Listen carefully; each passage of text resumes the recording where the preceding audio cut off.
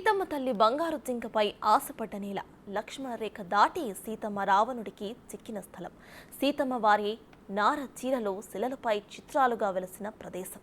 పురాణ ప్రసిద్ధమైన రామాయణ ఇతిహాస ఘట్టంలో కీలక భూమిక పోషించిన పంచవటి కుటీరం పర్ణశాలపై big TV special story.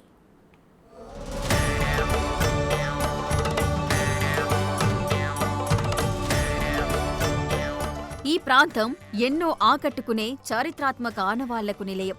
Ramayana ఘట్టాలను నేటి తరాలకు జ్ఞప్తికి తెచ్చే దృశ్యాలకు నిలువెత్తు నిదర్శనం. అదే ఆహ్లాదకర వాతావరణంలో వెలసిన పర్ణశాల పుణ్యక్షేత్రం. భద్రాద్రి కొత్తగూడెం జిల్లా భద్రాచలంలోని శ్రీ సీతారామచంద్ర స్వామివారి దేవస్థానానికి అనుబంధంగా ఉన్న పర్ణశాల పుణ్యక్షేత్రం భక్తులను పరవశింపజేస్తోంది.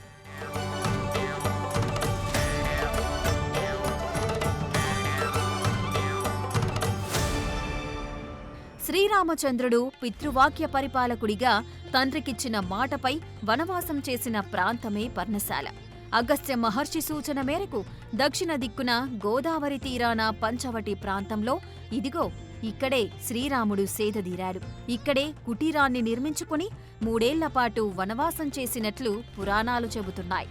నాడు సీతారామ లక్ష్మణులు వనవాసం చేసిన పంచవటి కుటీరమే కాలక్రమేణా పర్ణశాలగా మారింది.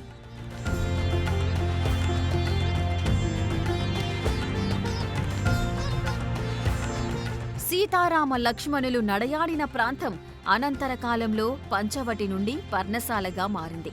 ఇక్కడ 3 ఏళ్ల వనవాస కాలంలో సీతారాములు స్నానమాచరించిన ప్రదేశాన్ని ఇప్పటికీ భక్తులు పుణ్యక్షేత్రంగా భావించి సందర్శిస్తున్నారు.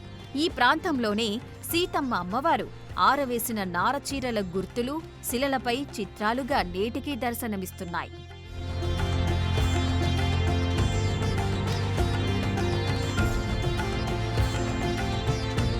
ఇక్కడే వామన గుంటలు, స్వామివారి రాతి సింహాసనం, సీతారాములు భుజించిన రాతిపల్లెం దర్శనమిస్తాయి.